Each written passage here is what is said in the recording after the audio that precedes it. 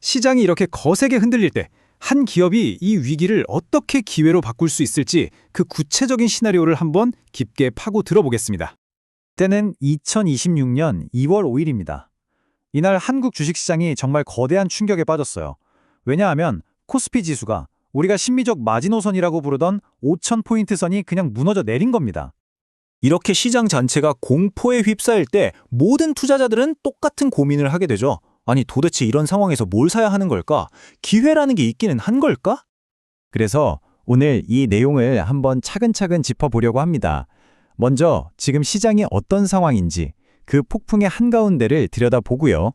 그리고 HK 이노엔이라는 기업이 왜 기회가 될 수 있는지, 그 성장 엔진은 뭔지 살펴볼 겁니다. 물론 리스크도 꼼꼼히 체크해야겠죠? 마지막으로 이걸 바탕으로 한 아주 구체적인 2026년 매매 시나리오까지 그려보겠습니다. 자, 첫 번째 순서입니다. 지금 시장을 움직이는 거대한 힘, 즉 거시 환경부터 제대로 이해하고 넘어가야겠죠. 지금 시장 상황을 보여주는 핵심 지표들인데요. 한번 보세요. 코스피는 하루에 5% 넘게 폭락했고 환율은 1,420원까지 치솟았습니다. VIX 지수, 이른바 공포지수는 말 그대로 급등했죠. 이게 뭘 의미하냐면요. 지금 시장은 개별 기업의 좋고 나쁨을 따질 겨를이 없다는 거예요. 그냥 거대한 공포 심리가 모든 걸 압도하고 있는 상황이라는 뜻입니다. 바로 이런 혼돈 속에서 우리는 오히려 본질에 집중해야 합니다. 이제 시선을 시장 전체에서 단 하나의 기업, HK 이노엔으로 옮겨보겠습니다. 자, 여기서 우리가 주목해야 할 핵심 포인트가 바로 이거예요.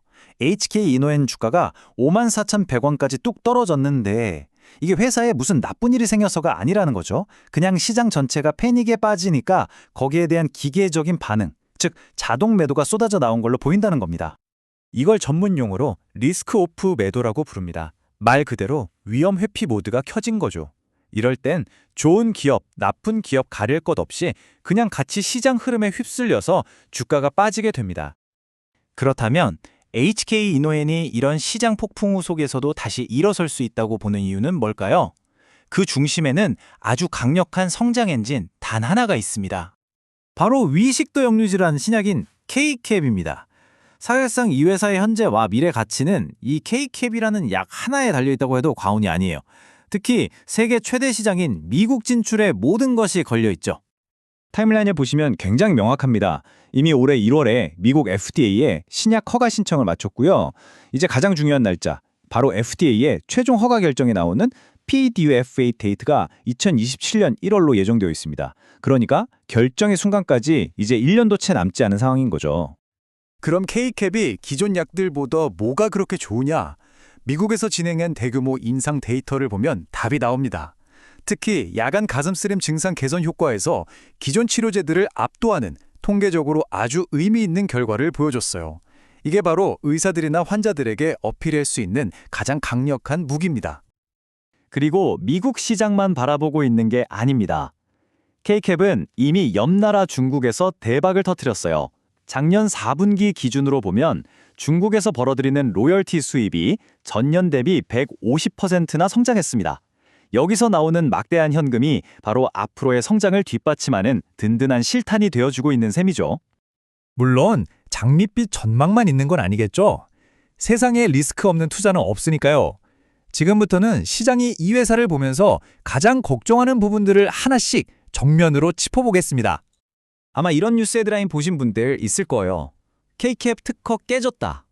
이 소식 때문에 복제약, 즉 제네릭이 생각보다 빨리 시장에 풀릴 수 있다는 공포감이 확산됐었죠. 그런데 여기서 정말 중요한 걸 구분해야 합니다. 특허에는 여러 종류가 있는데 이번에 문제가 됐던 건 약의 물리적 구조에 대한 결정형 특허라는 어떻게 보면 좀 부수적인 특허예요.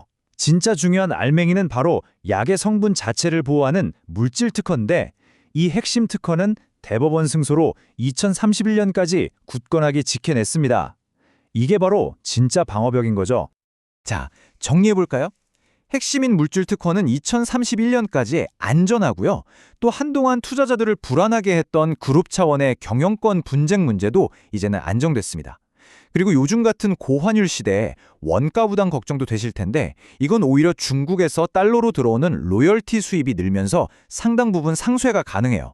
결국 시장의 큰 걱정거리들이 대부분 해소됐거나 관리 가능한 수준이라는 겁니다. 좋습니다. 그럼 지금까지의 분석을 전부 종합해서 아주 구체적인 2026년 투자 실행 계획, 즉 정밀 매매 시나리오를 한번 짜보겠습니다. 먼저 상반기 전략입니다. 지금처럼 시장이 공포에 빠져 주가가 54,100원 아래로 내려갔을 때를 비중 확대의 기회로 삼는 겁니다. 그리고 시장이 반등하고 1분기 실적 기대감이 붙는 4월쯤 6만 원 선에서 20% 정도 수익을 실현하고요. 6월에는 또 다른 모멘텀을 이용해서 10%를 추가로 매도하며 리스크를 관리하는 거죠. 하반기 전략은 완전히 달라집니다. 모든 포커스는 FDA 허가 결정, 바로 그 이벤트에 맞춰져 있어요. 기대감이 정말 최고조에 달할 때를 노리는 거죠. 9월에 기대감으로 주가가 오르면 또 20%를 팔아서 리스크를 관리했다가 혹시 10월에 시장이 다시 한번 흔들리면 그때 확보한 현금으로 재매수해서 비중을 꽉 채웁니다. 그리고 소문에 사서 뉴스에 팔아라 하는 격언처럼 최종 허가 발표가 임박한 12월에 기대감이 정점에 달했을 때 전량을 분할 매도라고 나오는 전략입니다. 그럼 중간에 일부 팔았다가 다시 살 타이밍은 어떻게 잡을까요?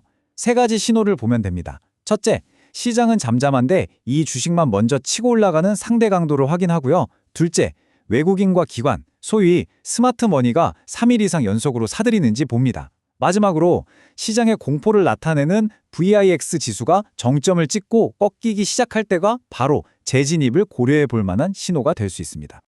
결국 오늘 이야기의 핵심은 아주 명확합니다. 시장 전체를 뒤덮은 단기적인 공포 때문에 좋은 기업의 주가가 싸졌을 때 바로 그 기회를 활용하자는 겁니다. 특히 그 기업이 미국 FDA 승인이라는 아주 명확하고 강력한 장기 성장 스토리를 가지고 있다면 더할 나위 없겠죠.